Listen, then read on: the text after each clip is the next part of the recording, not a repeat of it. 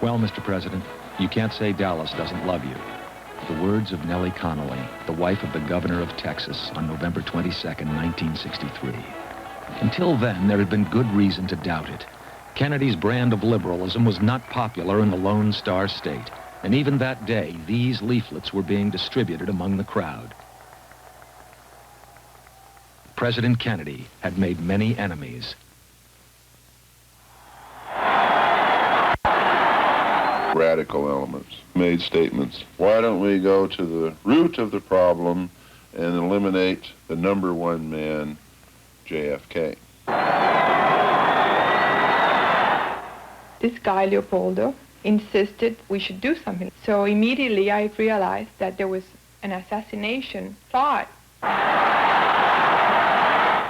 He says, can you get me 4 automatic rifles with a telescope sight on? 'Cause I got the money. Money's no object. It was a question of how and when, not a question of whether, as to the necessity of eliminating Kennedy. Every week, every president receives threats to his life. I doubt that there was any special threat to President Kennedy's life.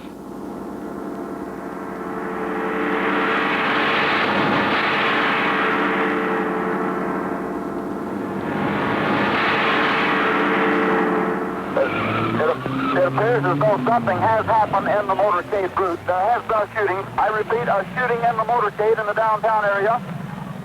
The president's car is now going past me, now traveling at a very high rate of speed. Secret Service men standing up in the limousine. They are armed with submachine guns.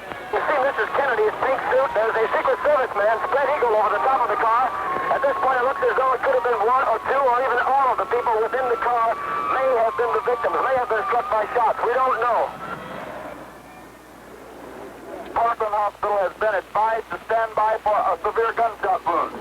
And just now we've received reports here at Parkland that Governor Connolly was shot in the upper left chest, and the first unconfirmed reports say the president was hit in the head.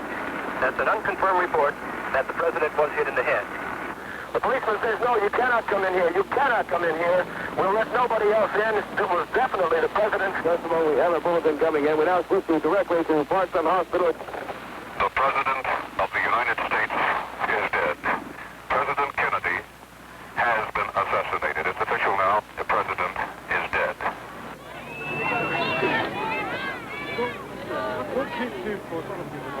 There's only one word to describe the picture here, and that's grief. 80 minutes after the assassination, Lee Harvey Oswald was arrested.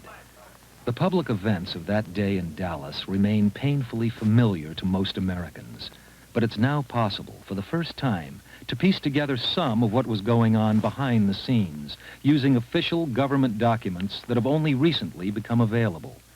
Without any investigation, the FBI director, J. Edgar Hoover, reported to Attorney General Robert Kennedy 2 hours after the assassination, "I think we have the man who killed the president." The president's body came back to Washington on Air Force One.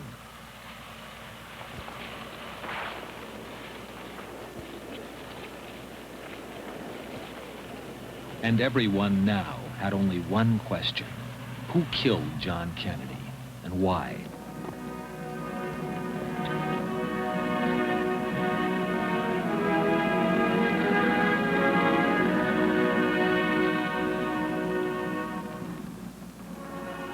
As America mourned the lost leader, the new president, Lyndon Johnson, was determining how best to end speculation about the assassination.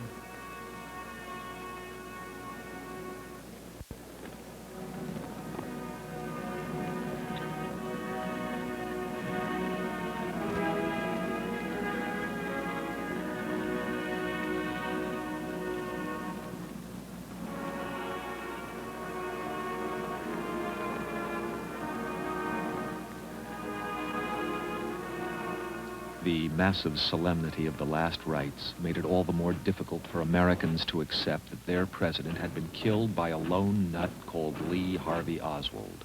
So great an event could surely not have so pathetic a cause.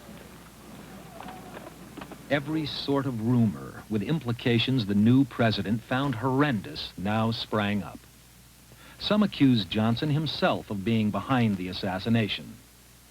Others saw the new president as the next target of a conspiracy aimed at destroying the whole system of American government. On November 29th, Chief Justice Earl Warren agreed to chair a presidential commission. The rumors must be quenched and speculation ended, Johnson told Warren. Deputy Attorney General Nicholas Katzenbach had already written to Johnson's top aide. The public must be satisfied that Oswald was the assassin and that he did not have Confederates. After 10 months' work, the Warren Commission produced its verdict. It exactly echoed the Katzenbach memo. Oswald was the lone assassin, and there was no evidence of a conspiracy. The conclusions were presented as unanimous. The then Congressman Gerald Ford declared, "The monumental record of the Warren Commission will stand like a Gibraltar of factual literature through the ages to come." I think the Warren Commission has, in fact, collapsed like a house of cards. And I believe that the Warren Commission was set up at the time to feed pablum to the American people for reasons not yet known, and that one of the biggest cover-ups in the history of our country occurred at that time. Senator Schweiker's views are based on his official investigation into the performance of the FBI and the CIA at the time of the assassination. The most important thing was that the intelligence agencies did all the wrong things if they really were looking for conspiracy or to find out who killed John Kennedy. Schweiker's committee was formed as a result of Watergate. Its findings, together with startling new evidence unknown to the Warren Commission, caused Congress to set up its own Assassinations Committee.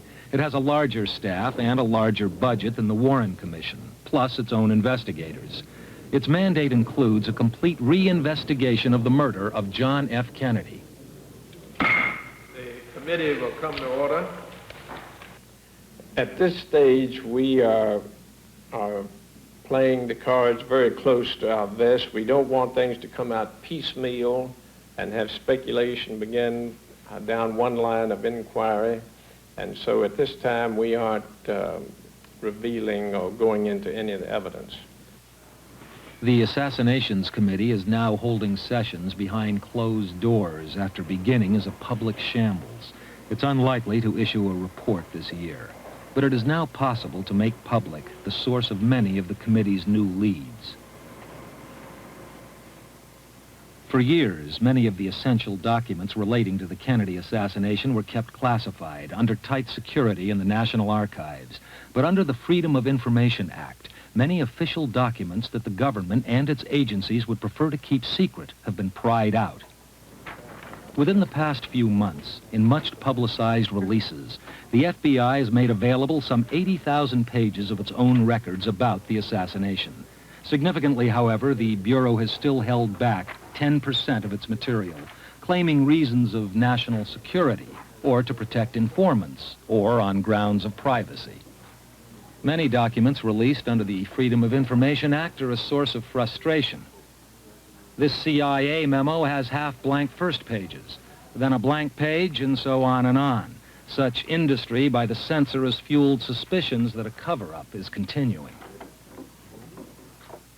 Well, there have been some instances of files being, I guess you would say, maliciously withheld or even destroyed. Let me give you one example without running the risk of maligning someone myself. Well, we don't know what the motive is, and this is the kind of problem we run into.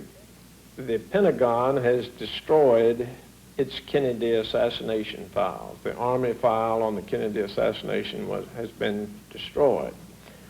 And we don't know why that was done. Full name is Lee Harvey Oswald, O-S-W-A-L-D. 80 minutes after the assassination, Lee Harvey Oswald, an ex-Marine, age 24, was arrested and charged with shooting a police officer. I really don't know what the situation is about. Nobody has told me anything except that I'm accused of murdering a policeman. I don't nothing more than that. And I do request someone to come forward to give me a legal assistance. Did you kill the president? No, I've not been charged with that. In fact, nobody has said that to me yet. The first thing I heard about it was when the newspaper reporters in the hall asked me that question. Dallas police produced the alleged Kennedy murder weapon. They claimed to have found it 1 hour after the assassination in the Texas School Book Depository, and that it belonged to Lee Harvey Oswald. Without any doubt, he's the killer. The law says beyond a reasonable doubt and to a moral certainty, there's no question that he was the killer of President Kennedy. This photograph, purportedly showing Oswald holding the murder weapon, appeared on the front page of Life magazine in February 1964. It was one of two that had been found by police with Oswald's possessions the day after the assassination. The pictures appeared in the Warren Commission report and helped convince the American public of Oswald's guilt. On television, two of the Warren Commission counsel and chief apologists made great play with the photograph. We know that Oswald had possession of that rifle because we have him photographed with it, and we have his wife saying that it was, quote, faithful rifle of Lee Oswald. We obtained the actual photographs that the Warren Commission used from the National Archives and showed them to a top forensic expert. Detective Superintendent Malcolm Thompson worked for 30 years in the Forensic Science Laboratory and Photographic Unit in the British Police Force. His job was to spot fakes and match likenesses. Thompson minutely examined the Warren Commission photographs. Among other things, he compared them with the photographs taken of Oswald by the Dallas police. The Dallas police photo showed Oswald had a rather pointed chin. On the Warren Commission photograph, even allowing for the shadow, the chin appeared unmistakably square. One can only conclude that Oswald's head has been stuck onto a chin, not being Oswald's chin. Then, to cover up the montage, retouching has been done, and when we consider this area of retouching here, one finds that there's a bulge in the line, and without doubt that shows this area between the head and the pillar has been retouched. But when one examines the shadow content, one sees the gun at an angle to the body, which does not relate to the angle in the shadow. The gun is reaching far more out to the right, more in a horizontal position here in relation to the body shadow than the gun is actually being held by the person. Are you suggesting that those shadows have actually been touched in? They've been touched in. Again, the arm just doesn't look natural. In fact, it looks as if it's been stuck onto the body. After examining these photographs, what is your professional opinion on them? I think they're a fake. Thompson's view was confirmed by the commanding officer of the Canadian Air Force Photographic Department. He found that the heads were exactly the same size, although the bodies were 2 centimeters different. He then made transparencies of the two heads, one red and one blue. He then superimposed the two supposedly different heads and found that they matched exactly, a photographic impossibility. The Warren Commission's case against Oswald centered on the celebrated theory of the single bullet that allegedly went through both the president and Governor Connolly to emerge virtually unscathed. One Warren Commission lawyer said, to say they were hit by separate bullets is synonymous with saying there were 2 assassins. In other words, 2 people were involved. Newly released documents about the Warren Commission deliberations show the members were far from unanimous about the controversial single bullet theory. Former Senator John Sherman Cooper is the first member of the Warren Commission to agree to talk on television about what went on inside the deliberations. Yes, there were disagreements. I think the most serious, one that comes to me the most vividly, of course, was the question of whether or not the first shot went through President Kennedy and then through Governor Connally, who was sitting on the jump seat in front of him. I heard Governor Connally testify very strongly that he was not struck with the same bullet, and I could not convince myself that the same bullet struck both of them, although you had experts who said it could. And you mean that you yourself weren't convinced about the single bullet theory, which... No, I wasn't convinced by it. Neither was Senator Russell. Just before he died in 1971, Senator Russell caused the first cracks in the Warren Commission's Gibraltar of factual literature. Russell said publicly, "I think someone else worked with Lee Harvey Oswald." Dallas Police Chief Jesse Curry was in the fatal motorcade just ahead of the president and cannot accept the Warren Commission view that the only shot came from behind. I think there's a possibility that one could have come from in front of us. We've never been able to prove that. But just in my mind, and by the direction of the blood and brain from the president from one of the shots, it would just seem that it would have to be fired from the front rather than behind. I can't say that I could swear that I believe there was one man and one man alone. I think that there's a possibility there could have been another man. In his 12 hours of questioning by Dallas police, Oswald continuously denied he had shot the president. The notes of his interrogation have never been produced. The Assistant Attorney General of Dallas, William Alexander, was present at several of the interrogation sessions, and he remains disturbed by the curious demeanor of Lee Harvey Oswald. I was amazed that a person so young would have the self-control that he had. It was almost as if he had anticipated the situation. It was almost as if he had been rehearsed or programmed to meet the situation that he found himself in. It was almost as if he anticipated every question, every suggestion, every move that any of the people in charge of him made. Rehearsed by whom? Who knows? The question, who was Lee Harvey Oswald, is central to the mystery. It's now possible to re-examine Oswald's life in the light of documentary evidence unknown to the Warren Commission or deliberately withheld. Oswald spent his early years in an orphanage. At the age of 17, he joined the U.S. Marine Corps. A year later, he was sent to one of the most secret U.S. bases in the world, Atsugi in Japan. From here, the CIA operated spy flights over communist China using U-2 reconnaissance planes. Oswald became a radar operator, granted special security clearance with access to top-secret codes and flight plans. Oswald was known as something of a loner.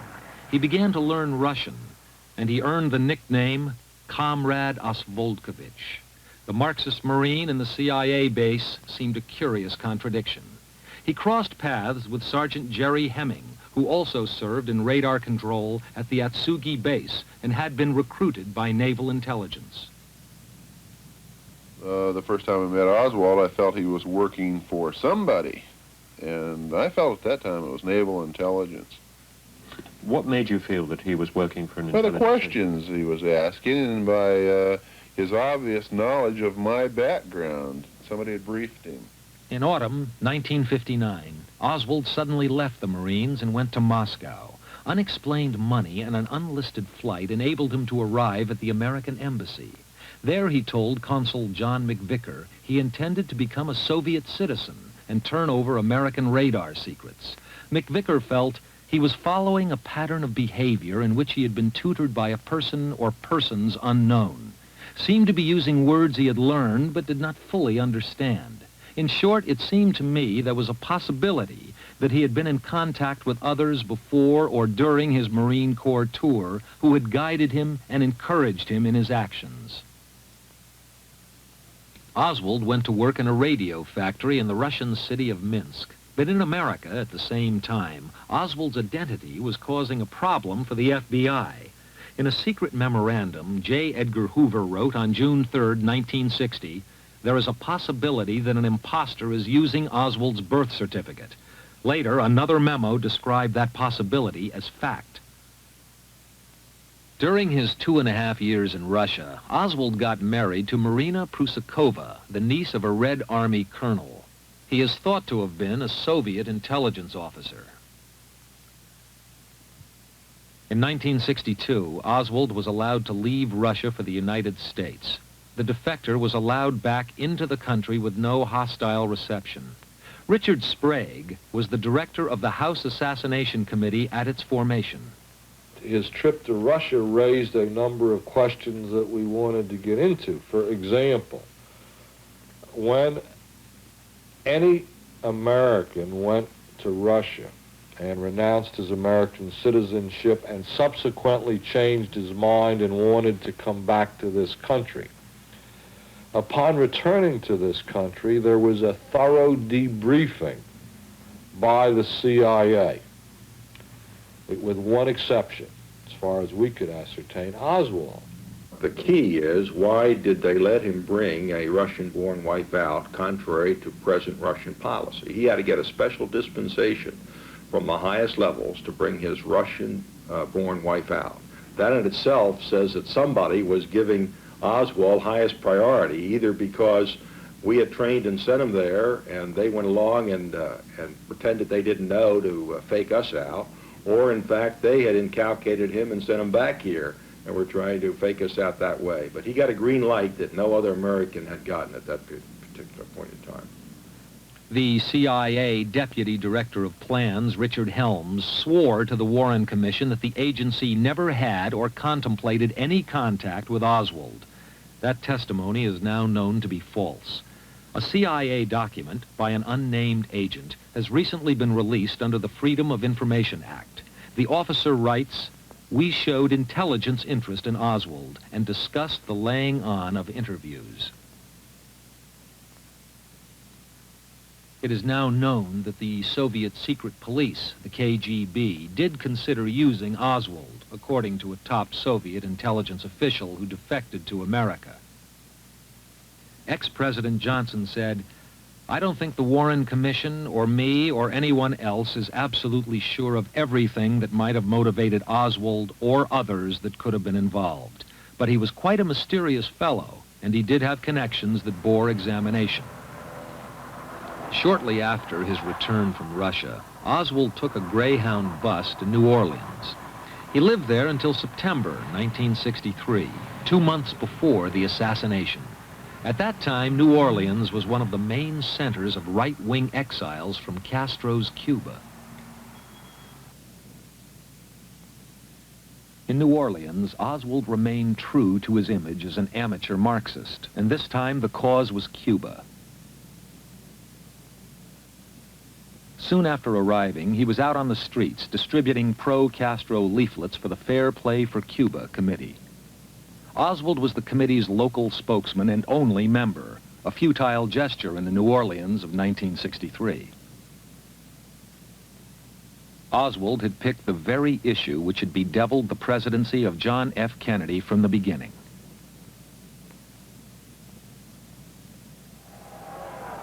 Fidel Castro's takeover was already a most urgent problem when Kennedy reached the White House. Dr. Carlos Bringuier, a rabidly anti-communist Cuban exile, encountered Lee Harvey Oswald in New Orleans. Today, as then, Bringuier has no doubt about Oswald or who was behind his actions. Lee Harvey Oswald killed President Kennedy. Lee Harvey Oswald killed Officer Tippit. Lee Harvey Oswald was a Marxist. Lee Harvey Oswald was a Castro follower. It has been proved that the Kennedy government was trying to get rid of Castro. I am sure that Castro get rid of Kennedy.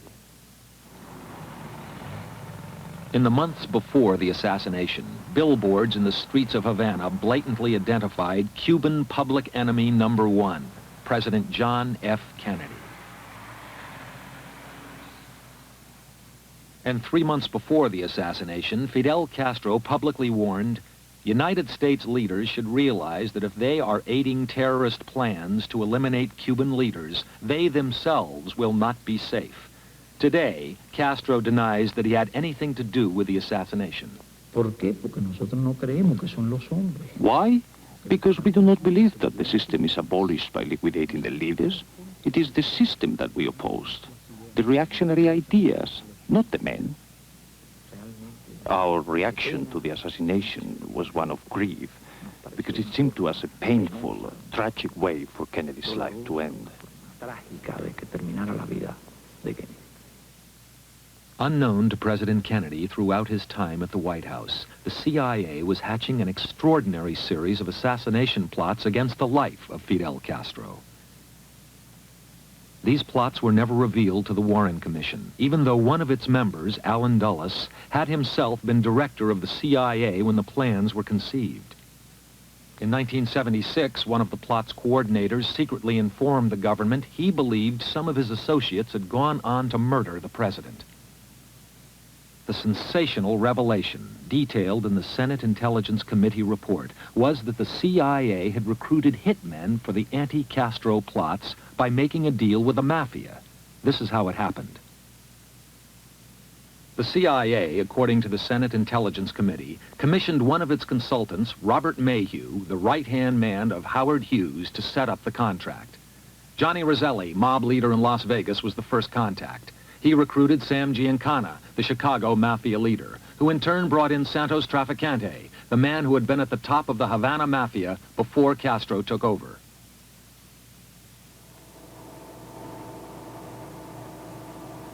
The fashionable Fontainebleau Hotel, Miami, was the setting for one of the first meetings between the CIA and the mafia. Among those present was a man who now calls himself Dr. Peters. He has now chosen to live in a remote mountain farmhouse thousands of miles away from Miami. We arrived at the Fontainebleau Hotel. We checked into a private suite that was occupied by Mr. John Roselli of Los Angeles and Vegas, and Sam Giancana from Chicago. I recall we were all down in the boom boom room having food and drinks. Now, as this conversation developed, I learned that Mayhew, through the CIA, had a contract to have Castro killed. The method to be used was a liquid, a little bottle, that was to be administered in his food, and it wouldn't take effect for 2 or 3 days. If it would make the person ill, but it would take 2 or 3 days to kill him. But then an autopsy would not show the poison.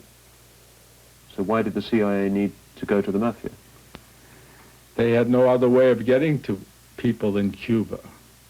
You had to have some individual or somebody that knew a lot of Cubans and knew the type of Cubans that could be prevailed upon to get into such a plot. Who would those contacts in Havana Well, be? The main contact would have been Santos Trafficante.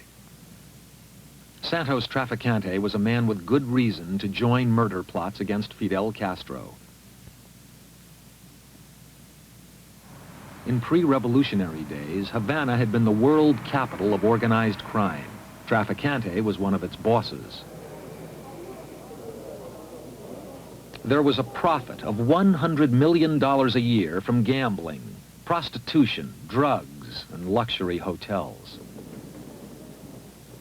But under Castro, everything changed. Within 18 months, the hotels were deserted, the casinos nationalized, and Santos Trafficante was in jail. The humiliated mafiosi now had a common cause with America's invisible government. Things did go on at the CIA that the president did not totally know about. That's become clear in the investigations of subsequent CIA activities in Cuba, most particularly the attempts to assassinate Castro. President Kennedy certainly knew nothing about that. You're saying that President Kennedy didn't know of the attempts by the CIA, the plots by the CIA to assassinate Castro? Correct. Did the president know about the liaison there was, clearly, between the CIA and the mafia? No. Although this had come to the notice of Robert Kennedy. Yes, and I shouldn't say no so categorically because I wasn't privy to all private conversations between the two of them. But again, bear in mind that that was a liaison established before the Kennedy administration took office.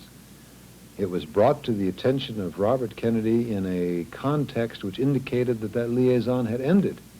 So Robert Kennedy merely dismissed it, saying, you know, if you ever get into anything like this again, make sure I know about it. So I doubt that it, having ended, he would have brought it to the attention of the president. In the years after the assassination of the president, Robert Kennedy was reportedly tormented by the notion that the CIA mafia plots had backfired against his brother. Judge Burt Griffin was one of the legal counsel for the Warren Commission. He now feels that the commission was duped by the CIA, which concealed its assassination plots against Castro. I feel betrayed. I feel that the CIA lied to us, that we had an agency of government here which we were depending upon, that we expected to be truthful with us and to cooperate with us, and they didn't do it. CIA concealed from us the fact that they knew that they were involved in efforts to assassinate Fidel Castro, which could have been of extreme importance to us.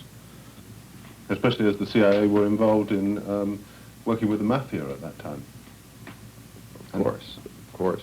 If that had been told us, why it would have completed a set of links to a whole range of investigations that, based on the evidence that we did have, seemed to be speculative and unlikely to be productive. One such area of evidence was a further episode in the strange travels of Lee Harvey Oswald, and it involved Cuba. Allegedly, he traveled to Mexico City and, according to the Warren Commission, made a visit to the Soviet embassy, and twice, with an urgent request for permission to visit Havana, to the Cuban embassy. The commission examined Oswald's visa for Mexico, number 24085. But in the list of other visa applicants made in New Orleans the same day, the FBI said it could not identify the person next to Oswald, 24084. It was not true. We now know the second traveler's identity. The missing name was William George Godet. His identity has been revealed only because of a bureaucratic blunder when another FBI document was declassified. At the time he received his visa for Mexico immediately before Oswald, Godet was and had been for years an operative for the CIA. I cannot account for why my name was not on that list. And it actually should have been on it. Now, again, who was responsible, I don't know. People have inferred that maybe they found out because of my CIA connections, it'd be better my name was deleted from that list. I have no control over what the CIA did or didn't do down in Mexico. Are you saying it was a pure coincidence that your name was on the list next to his? I would say so, yes. I know it's hard to believe because this word coincidence keeps cropping up in everything that I seem to do, that I'm just loaded down with coincidences, and but I'll have to let it go at that. The new Assassinations Committee has reopened the investigation into Oswald's alleged visit to Mexico City, and the story has grown stranger and stranger. The Soviet and Cuban embassies in Mexico City were under 24-hour-a-day surveillance by the CIA. Phone calls supposedly made by Oswald were tapped, and every person who entered the embassies was photographed by hidden cameras.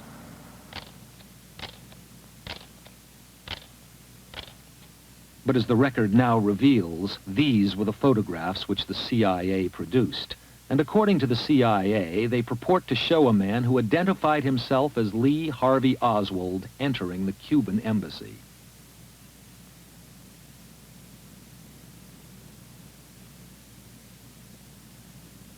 The photographs allegedly of Oswald going into the Cuban embassy, as we all know, in fact, were not photographs of Oswald. Secondly, it turns out that those photographs, even if they were of the wrong person, you would expect they would be of a person entering the Cuban embassy, but it turns out they are photographs of someone entering the Russian embassy, and there's a question raised, how could they so mix up even what building they're talking about? In addition, when we inquire, well, where were the photographs you took of people who entered the Cuban embassy on the day in question, we are told that the cameras did not work that day, and we then want to start talking. I want to talk to the camera people, and I want to find out, is that true? And that's where we get stopped. Unbeknownst to me and deliberately denied to me during the hearings of my subcommittee was another set of photographs of this same man. We put Lee Harvey Oswald's name on them. We say we now don't know who he is, and we deliberately withheld from the Warren Commission and my committee 2 other photographs of this man in 2 separate changes of clothing. The cover-up is going on. On whose instructions do you think those photographs could have been withheld now from your committee? Well, it has to be somebody very high up in government who doesn't want it to come out. I don't know who held it up, but all I can say is I'm sure it was at the highest level, because I think this whole thing points to being at the highest level. Because Oswald's alleged phone calls to the Russian and Cuban embassies in Mexico City were allegedly tape-recorded, the CIA presented the Warren Commission with a transcript of what he supposedly said, but it claimed the actual tapes were destroyed before President Kennedy's murder. The House Assassinations Committee learned differently. The CIA said that they had reused that tape prior to the assassination of President Kennedy, yet the FBI has a document stating that some of their agents listened to the tape after the assassination of President Kennedy, and the voice on there was not Oswald's. In addition, the CIA presented a transcript of that conversation. We had interviewed the typist who typed it up, who said that the transcript presented was not, in fact, what was typed up by whoever it was who spoke on that conversation. These are areas that I wanted to get into. There is now new evidence that someone in the CIA did try to implicate Cuba in the assassination, and on top of that, confuse the investigation into the activities of the real Lee Harvey Oswald. Antonio Veciana was once a CIA operative. He says that within days of the assassination, his CIA case officer asked him to persuade his cousin Reese in Cuba's embassy in Mexico to say Oswald had been there. He questioned me, do you think if we can offer good money, a great deal of money to Reese, he can accept that he was with Lee Harvey Oswald in Mexico? So you think that the American case officer, the American intelligence officer, was trying to make up a story? Yes. Why did you never give this information to the Warren Commission? I never received a subpoena or I never received a call. And in my profession, you know, this is a risk to talk. And now it's 15 years. But in that time, it's better to be quiet and to be silent. Sometimes we ask ourselves if someone did not wish to involve Cuba in this. Because I'm under the impression that Kennedy's assassination was organized by reactionaries in the United States, and that it was all the result of a conspiracy. This is my opinion, and my impression is that the man who carried it out was a provocateur. The great hope of the Cuban exiles during Kennedy's presidency was the amphibious landing at the Bay of Pigs. Instead, it was a victory for Castro. In the wake of the exiles' defeat, President Kennedy seemed to provide the boost of morale the exiles needed. Castro and his fellow dictators may rule nations. They do not rule people. They may imprison bodies, but they do not imprison spirit. They may destroy the exercise of liberty, but they cannot eliminate the determination to be free. Thousands of dispossessed Cubans gathered to hear the president in Miami, and the promise in his words was just what they wanted to hear. I can assure you that this flag will be returned to this brigade in a free Havana. The speech was rapturously received, but in the crowd were many who blamed Kennedy for not intervening at the Bay of Pigs. U.S. authorities were now actually preventing many guerrilla raids against Castro, and some suspected Kennedy was going soft on communism.